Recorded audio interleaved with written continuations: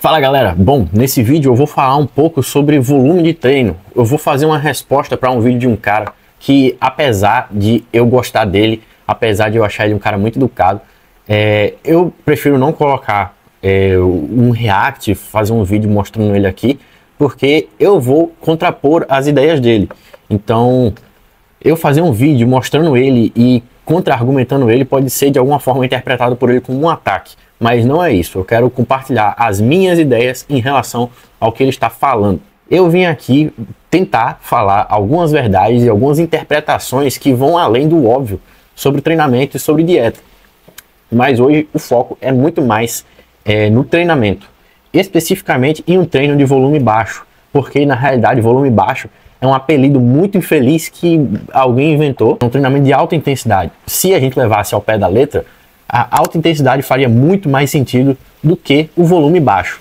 Porém, o que diferencia um treino de baixo volume para o de alto volume é o volume, porque as pessoas acham que treinam com intensidade alta quando fazem um volume alto, sendo que a gente já sabe que uma coisa se contrapõe à outra, ou seja, quando o volume está alto, a intensidade abaixa, e quando a intensidade está alta, o volume automaticamente abaixa. Eu já quero deixar claro que esse vídeo aqui que eu estou gravando tem como premissa alguém que treina sério, que treina de uma maneira completamente séria e que leva o treinamento de uma maneira séria, que utiliza cargas limítrofes, ou seja, que ele chega até a falha nas repetições pré-determinadas dentro da ficha dele, e uma pessoa que realmente dá tudo de si no treinamento e que leva essa coisa muito a sério. Ou seja, não estamos falando aqui de velhinhos ou de adolescentes que acabaram de entrar na academia ou de pessoas que estão na academia sem o objetivo de serem gigantes, tá bom?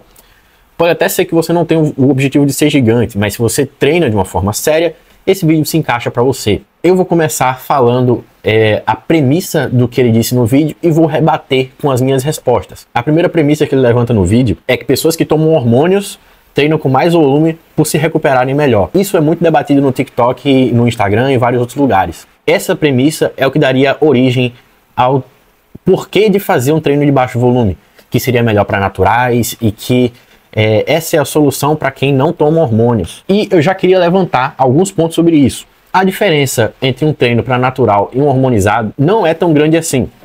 Por quê? Uma pessoa que utiliza esteroides anabolizantes, ela não tem uma capacidade de recuperação e de aguentar volume muscular muito maior do que uma pessoa natural. Ele não vai fazer o dobro de séries do que uma pessoa normal. A única coisa que muda é tipo assim, 20% de séries a mais, 30% de séries a mais, dependendo do tanto que você toma. Por exemplo, se você faz 10 séries semanais para, digamos, peitoral, quando você começar a tomar dosagens altas de hormônios, você não vai para 15 séries semanais, você não vai para 20 séries semanais. No máximo que vai acontecer é você começar a se recuperar melhor e você adiciona uma, duas, no máximo, estourando 3 séries a mais. A realidade é essa para a maioria das pessoas, exceto para as pessoas que têm uma responsividade muito, muito grande aos hormônios ou que já têm uma capacidade de recuperação muito acentuada. Então, você aumentar em percentual algo que já é grande, dá um número ainda maior do que de uma pessoa que tem uma capacidade já baixa. A diferença entre um treino de um hormonizado e um natural já não é lá grandes coisas de diferente. O que pode realmente influenciar e fazer você até dobrar a quantidade de volume de treino que você faz em um treino? Peptídeos, ou seja, o uso de esteroides anabolizantes combinado com GH, combinado com insulina, combinado com peptídeos como os de recuperação de tendões, de tecido, vários outros tipos de peptídeos que existem por aí, por exemplo, nos Estados Unidos, onde até mesmo os próprios naturais utilizam, se beneficiam desses compostos. E aí sim você pode ver um aumento realmente significativo do volume de treino, porque a recuperação do GH é muito alta. Ele recupera tanto os seus músculos, quanto o seu sistema nervoso, quanto seus tendões, quanto até mesmo a estrutura óssea. Ele regenera o seu corpo inteiro. E sim, quando você utiliza GH, você consegue treinar bem mais. E é um dos motivos que os atletas que usam GH conseguem crescer tanto. Porque além de aumentar a recuperação, eles conseguirem treinar sempre pesados, tanto porque o seu sistema nervoso está sempre recuperado, a musculatura está sempre recuperada, também dá para combinar com insulina, que aumenta a quantidade de glicogênio dentro da musculatura, e isso faz você aumentar o seu desempenho nos exercícios, conseguindo fazer mais repetições, usar mais carga e ter pumps absurdos. E esse é outro ponto que eu queria levantar. Quando você é natural e fica hormonizado, cara, o seu sistema nervoso continua sendo de um ser humano comum. Você não vai conseguir hipertrofiar o seu sistema nervoso. Então a sua capacidade de recuperação do sistema nervoso central continua a mesma coisa. Se você treina realmente pesado, você leva as suas séries até a falha, você está constantemente agredindo o seu sistema nervoso central. Então se você aumentar muito o volume de treino total de todos os grupamentos musculares do seu corpo, você obviamente não vai aguentar. Talvez a sua musculatura se recupere, mas você vai perdendo desempenho ao longo das semanas, porque o seu sistema nervoso está ficando cada vez mais fadigado. E esse é o primeiro ponto. A diferença de um treino, de um natural, de um hormonizado, não é essas coisas todas. O segundo ponto que ele falou, existem treinadores que evoluem sua visão sobre o treinamento e acabam se adaptando a volume de treino mais alto. Ou seja, se antes eles pregavam que o segredo é o volume baixo e agora eles estão aderindo mais a essa questão do volume alto, significa que eles estão evoluindo e que eles são pessoas intelectualmente ativas. Mas, cara, na realidade não é bem assim. O volume alto ou baixo não são regras ou estilos de treino que têm diferenças claras entre si, porque a realidade é que as pessoas têm um volume máximo de treino recuperável. E é esse volume máximo recuperável que todo mundo tem que buscar. Ou seja, se você consegue fazer 5 séries por músculo por semana e você consegue progredir e fica quebrado, mas quebrado o suficiente para conseguir se recuperar, esse é o seu volume legal. Esse é o volume que você tem que manter. A partir do ponto que esse volume, o seu volume de treino, ele diz respeito diretamente a como é feito o seu treino na prática, no dia a dia, e a sua individualidade fisiológica, tanto por questões hormonais, quanto por questões individuais genéticas, quanto por questões do seu dia a dia. Se você passa por muito estresse, se você dorme mal, se você se alimenta mal, se você se hidrata mal, tudo isso vai ditar a quantidade de volume recuperável que você consegue fazer durante seus treinos. E como você conduz esse treino também dita a quantidade de volume que você consegue fazer. Se você usa muito volume inútil em séries de aquecimento, em séries de alimentação, se você faz drop set, se você faz exercícios que trabalham muito a fase alongada, se você faz muitos exercícios compostos, se você chega até a falha em exercícios compostos, tudo isso dita a quantidade de volume que você consegue se recuperar. E tudo isso vai mudar dependendo de como você fizer o seu treino. Porque, obviamente, um cara que faz muito agachamento, muito levantamento de terra, muito supino, faz todos os exercícios livres, faz muita série de aquecimento, coloca drop set, coloca rest pause, coloca muscle round, coloca uma porrada de técnica de treino. Ao longo do seu treino, você vai ter muito mais desgaste e vai aguentar muito menos volume. E se você ainda coloca muitos exercícios de alongamento, como por exemplo, um agachamento livre, uma rosca Scott, supinos, exercícios que a maior tensão do movimento acontece em fases alongadas, o seu desgaste muscular e o seu desgaste do seu sistema nervoso central vão ser bem maiores. Ou seja, você vai cada vez mais aguentando menos volume de treino. Então, esse volume de treino é algo completamente individual e multifatorial. Não é simplesmente você pegar, eu quero agora fazer um volume de treino baixo, então eu vou botar muita carga e fazer pouca série. Agora eu quero fazer um volume de treino alto. As coisas são muito mais complexas do que simplesmente adotar um perfil de treinamento. O terceiro ponto, ele citou que influencers, que muito provavelmente são treinadores, criam extrapolações de conceitos científicos. Ou seja, eles criam regras baseadas em exageros ou de sua própria interpretação sobre artigos científicos, é que essas extrapolações são cientificamente incorretas.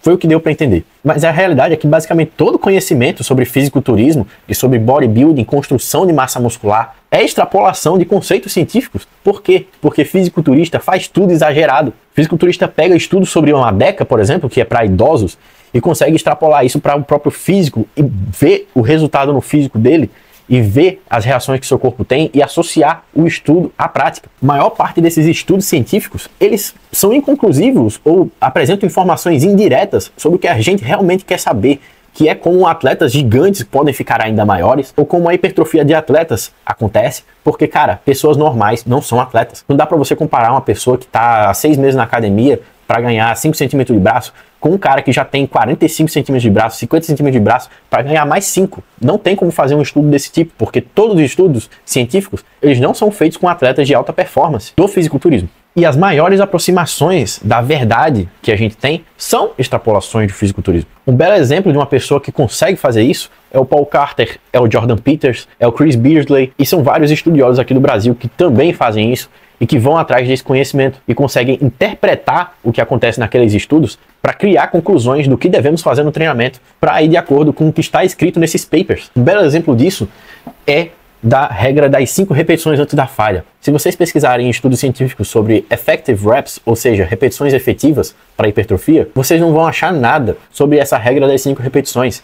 Mas o que aconteceu? Uma visão prática, a gente vê que as 5 repetições antes da falha são as repetições que existem essa maior tensão mecânica, que são as repetições efetivas. Ou seja, as 5 repetições antes da falha são as que ocorrem a lentificação do movimento de maneira involuntária. Então, uma pessoa que consegue ter uma visão aprofundada sobre a realidade, consegue compreender as coisas que acontecem na vida real, vai lá, observa e vê que as 5 últimas repetições antes da falha são as repetições lentificadas espontaneamente ou involuntariamente, e são as repetições que acumulam maior tensão mecânica. Então, ele foi lá e criou a regra das 5 últimas repetições. Isso foi algo genial. Ele trouxe simplicidade à ciência. E ele criou uma regra que é uma extrapolação. A gente não pode ficar afirmando que são as 5 últimas repetições, mas é mais ou menos isso. Isso é um norte. Ou seja, isso é algo muito bom. Ele deu acessibilidade para pessoas leigas entenderem a ciência. E maior parte do conhecimento do fisiculturismo trabalha dessa forma. O quarto ponto que eu quero responder que ele trouxe no vídeo dele é sobre hipertrofia ser volume dependente e que quanto mais volume você fizer, mais resultado você vai ter. Isso dentro de uma faixa de volume saudável. E eu vou dar a minha visão, tanto pessoal quanto a que eu aprendi com uma pessoa que é muito inteligente, que é o próprio Jordan Peters. O Jordan Peters, ele acha essa discussão completamente inútil. Ele acha os estudos sobre volume de treino completamente inúteis. Ele acha aquilo lixo. Mas por quê? Porque esses estudos, eles não utilizam atletas de alta performance. Eles não usam pessoas que nem a gente, que já está em um estado mais avançado de treinamento. E eles também não levam em conta que existe uma individualidade enorme nesse contexto. E ainda existe um fator muito importante, que mesmo que a gente tivesse esses dados sobre esses atletas de alto nível, ele seria completamente inútil, porque o volume de treino é algo completamente individual. Você tem que saber o seu volume máximo recuperável para você, seja em qual musculatura for. Existem músculos que aguentam mais volume de treino que outros, como por exemplo, suas costas ou o seu quadríceps. Eles aguentam mais volume que a maioria dos outros músculos, mas mesmo assim você não consegue ficar utilizando regras para essas musculaturas. Vai ter momentos da sua vida que você vai conseguir fazer 10 séries para quadríceps, vai ter momentos da sua vida que você vai fazer 15, vai ter momentos da sua vida que você vai fazer 20, mas vai ter momentos da sua vida que você não vai aguentar 5, porque tudo depende do seu contexto individual no momento. Fisiológico, genético, endócrino, estilo de vida e seu treinamento. Mas para simplificar tudo isso, a gente pode usar uma regra muito simples. Se você estiver fazendo o seu volume de treino máximo, você vai conseguir progredir nas cargas e conseguir se recuperar até o dia do seu volume de treino, mas você provavelmente vai ficar quebrado entre sessões de treino. Quando você está começando a exagerar um pouquinho no volume de treino, às vezes você fica estagnado, às vezes você não consegue se recuperar, às vezes você fica mal durante a semana. Mal em que sentido? Cansado, sem conseguir dormir direito, e às vezes até sentindo pequenas dores que podem piorar de um treino para o outro. E quando você exagera demais no seu volume de treino, você se machuca, você se lesiona, você entra em overtraining, você fica em um estado de destruição do seu físico. Então, essa é a resposta direta do porquê que você não pode fazer um volume muito alto para você mesmo. Se você aguenta 5 séries por semana para o seu bíceps, por que que você vai fazer 6? Se você vai estar cada vez mais perto de se machucar, de se lesionar, ou de ter um problema. Porque se você estava em 5 e aumentar para 6, e se o resultado melhorar, você continuar progredindo as cargas, e você continuar se recuperando bem, significa que você aguenta mais volume de treino. Então você estava utilizando um volume abaixo do que você poderia utilizar. Isso não significa que você estava num volume alto, num volume baixo. É o volume adequado para você, naquele momento, e no seu contexto de vida, e para você, na sua individualidade. Ele ainda fala que utiliza para os alunos dele entre 3 e 15 séries por semana. Mas cara, pelo amor de Deus, você já foi na academia e treinou de verdade, treinou sério e fez 15 séries, você sabe o que é fazer 15 séries para um músculo por semana, depois que você aprendeu a treinar, depois que você já está utilizando cargas boas, depois que você já está experiente, depois que você já está numa carreira de atleta. Cara, isso é só você ir lá e testar. A real é essa. Você tá achando que o que ele tá falando tem razão? Então vai lá e testa, cara.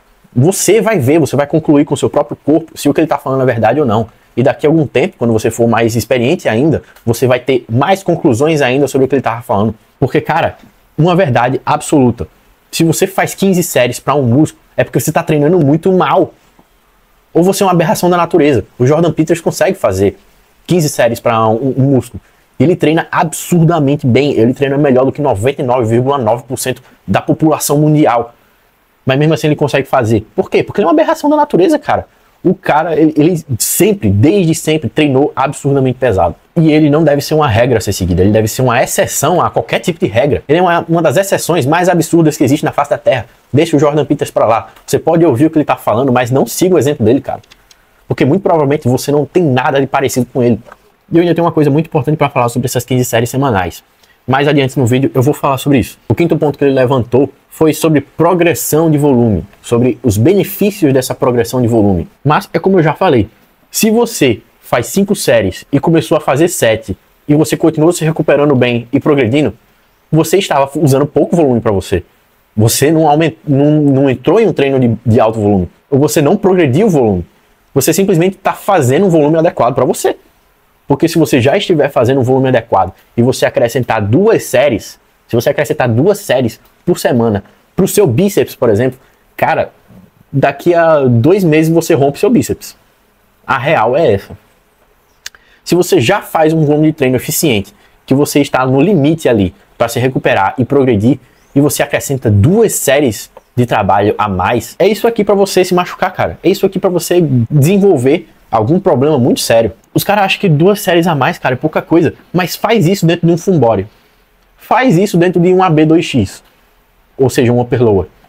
Porra, fazer em um músculo por dia é mole. É mole. Não, ainda não é mole. Se você for um atleta experiente e você tem um bom aproveitamento das suas séries, você colocar 2 séries a mais em um treino de um músculo por dia ainda é arregaçar. Você ao longo do tempo vai se machucar. Essa é a verdade. Mesmo que as cargas no final do treino sejam prejudicadas, mesmo que você ainda esteja fazendo um treino ineficiente, colocar 2 séries a mais ainda tem uma chance enorme de te fuder. Eu mesmo fui uma pessoa que só se fudeu, só se lesionou em treinos bem espaçados. Ou seja, ABCD, ABCD, ABCDEF, em treinos de um músculo por dia ou no máximo 2. Por quê? Exagero de volume de treino, cara. Não se recuperava bem entre as sessões. E não era um volume tão exagerado assim, tá? Sexto ponto que ele levantou. Força e hipertrofia não estão relacionadas. Cara, vamos lá, vamos raciocinar aqui. É óbvio que os cientistas e os pesquisadores vão chegar nessa conclusão. Por quê? Os estudos são muito curtos.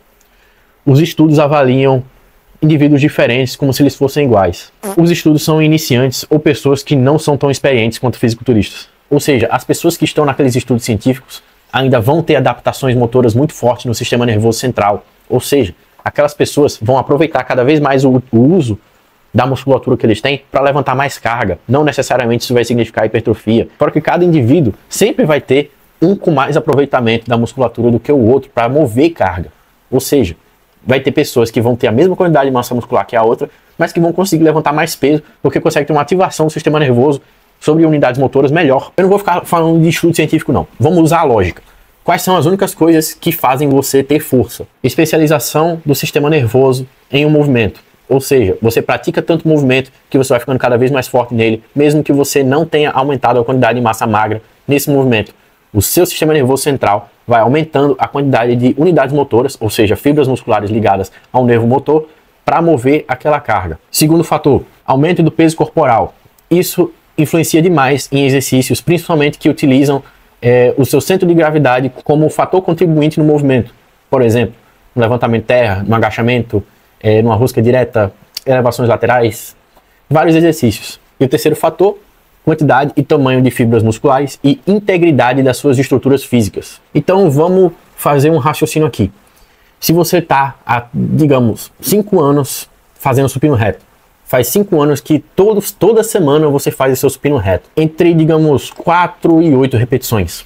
Você não concorda comigo que 5 anos é o suficiente para o seu sistema nervoso central estar plenamente especializado nesse movimento? Então, dentro de uma realidade que você faz um volume de treino que é adequado para hipertrofia, ou seja, não é um volume baixo com um RPE baixo ou variável, que nem um treino de força. É um RPE constante e um volume de treino constante, máximo recuperável. Dentro desse contexto, você não concorda comigo que a única coisa que pode fazer você levantar cada vez mais carga, a única coisa que pode fazer você levantar cada vez mais carga, não é aumentar a quantidade de massa muscular, não é hipertrofia. Tem alguma coisa que é mágica, o espírito vai lá e levanta, dá um toque para você no supino. É isso. Não, né, cara? Você vai ficando cada vez mais forte, porque você vai ficando maior. Quando você chega nesse ponto, de estar em uso pleno da massa muscular que você já tem em um exercício, a única coisa que vai fazer você levantar mais peso ou é o seu aumento de peso corporal ou a quantidade de massa muscular. A massa muscular está inclusa nesse aumento de peso corporal, obviamente. 7. Ele falou uma coisa que me deixou extremamente perturbado, cara. Porque eu não consigo entender como que ele não viu problema no que ele falou, cara. Olha só, os antes e depois bons de pessoas que treinam com volume baixo são de pessoas que passaram pela puberdade e maturaram seus físicos. Vamos lá. Quem vocês conhecem que passaram pela puberdade que tem mais de 40 de braço? Quem de vocês conhecem que passaram pela puberdade e criaram um shape de fisiculturista? Quem de vocês conhece que passou pela puberdade e agacha com 200 quilos? Eu não conheço. Nunca vi. Nunca vi na vida um cara que sem ir pra academia e treinar direito conseguiu fazer tudo isso que esses antes e depois mostram pra gente. Nunca consegui, nunca vi. Ou seja, a puberdade pode ter contribuído hormonalmente, porque o GH está alto, o GF1 está alto, a testosterona está alta, a testosterona está subindo cada vez mais. A resposta anabólica desses meninos que estão em puberdade realmente é muito alta, é muito boa. Mas isso não significa que o treino não está sendo o fator principal para esses moleques ficarem tão insanos, para esses moleques terem um antes e depois sinistro. Se esses caras simplesmente tirassem o treinamento e comessem da forma que eles comem, vivessem da forma que eles vivem, mas sem treinar, esses caras não estariam com 50% do desenvolvimento físico que eles têm, cara. Isso é uma questão lógica. Essas pessoas que têm essas evoluções boas aprenderam a treinar.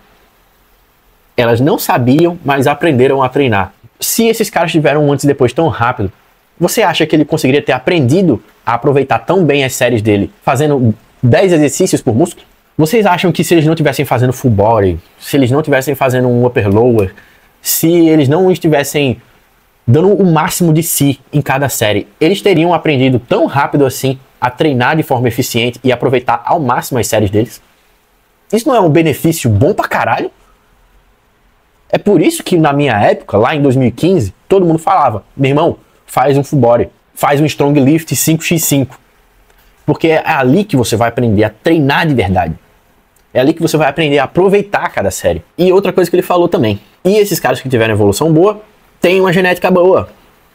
Meu irmão, se esses caras que têm a genética boa, que evoluíram fazendo low volume, treinassem uma vez na semana, meu irmão, se eles fossem pedreiros, se eles estivessem carregando um saco de cimento por aí, eles teriam um shape bom do mesmo jeito, porra. Se o low volume fosse o pior treino que existe, se eles fizessem, eles continuariam crescendo, ficando gigantes. Cara, olha os treinos dos atletas prós, cara. Eles fazem merda. Eles treinam de qualquer jeito. E os caras são gigantes. É óbvio que vai ficar grande fazendo low volume, fazendo high volume, fazendo qualquer porra volume. Tendo paladar infantil, comendo só Cheetos, bebendo cerveja todo santo dia, cara. Esses caras ainda teriam um antes e depois, evoluções bizarras de foda. E vamos pro ponto que, junto desse que eu acabei de falar, me deixou transtornado. Ele falou: eu conheço pessoas que treinam com volume alto, têm resultado, são grandes e são naturais. Meu filho, você acabou de falar que ter uma genética boa não é justificativo para um método de treino ser bom. Se a pessoa é grande, tem um shape foda, natural, significa automaticamente que ela tem uma genética boa, porra. E mesmo que ele não tivesse uma genética boa, mano, se ele treina com volume alto, tendo ou não tendo resultado, peça um vídeo dele treinando. Peça um vídeo de uma série, da melhor série dele, da melhor série do treino dele.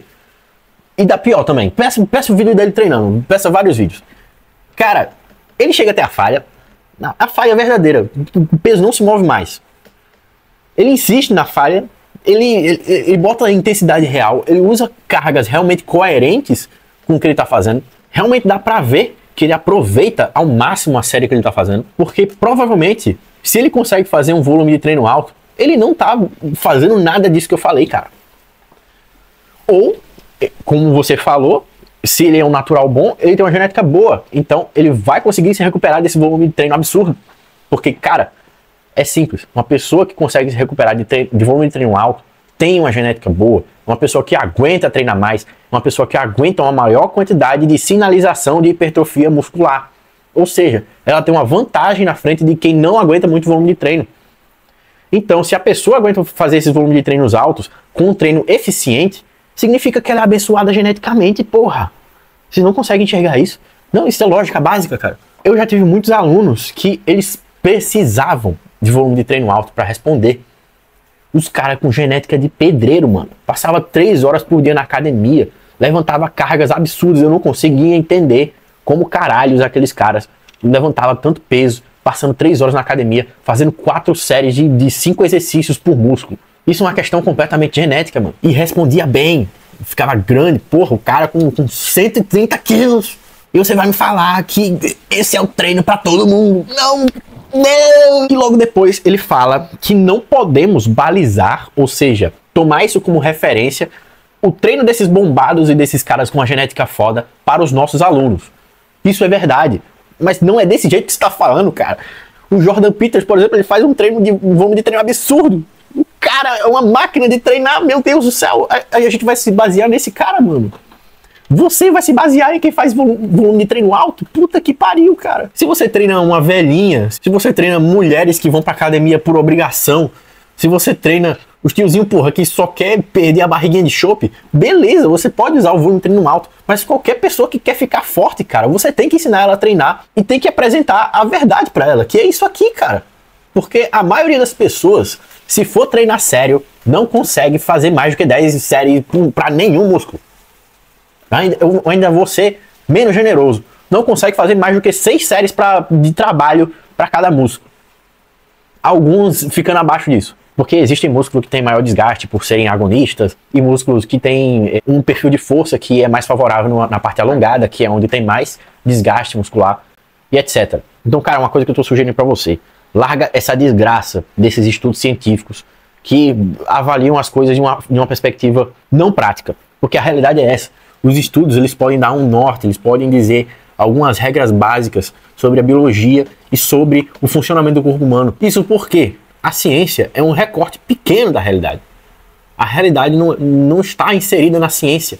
A ciência está inserida em uma pequena parcela da realidade. A ciência estuda um recorte muito pequenininho da realidade. A verdade da vida, as coisas que acontecem, a gente consegue perceber, a prática e o efeito não conseguem ser completamente capturados dentro de uma caixinha chamada ciência. Porque a ciência, nos estudos científicos, tem limitações muito grandes. Tem limitações morais, tem limitações de verba, tem limitações metodológicas, tem muitos tipos de limitações. E provavelmente a gente nunca vai ter estudos realmente conclusivos sobre treinamento para fisiculturista.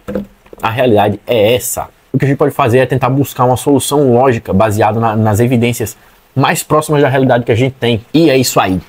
Deixa o like nessa porra. Vem pra minha consultoria, tá cheio de resultado bom dos meus alunos. Muita gente ficando gigante, muito aluno competindo com 50 de braço, saindo de uma barriga de chope pra abdômen trincado. Se você quer isso também, porra, vem comigo.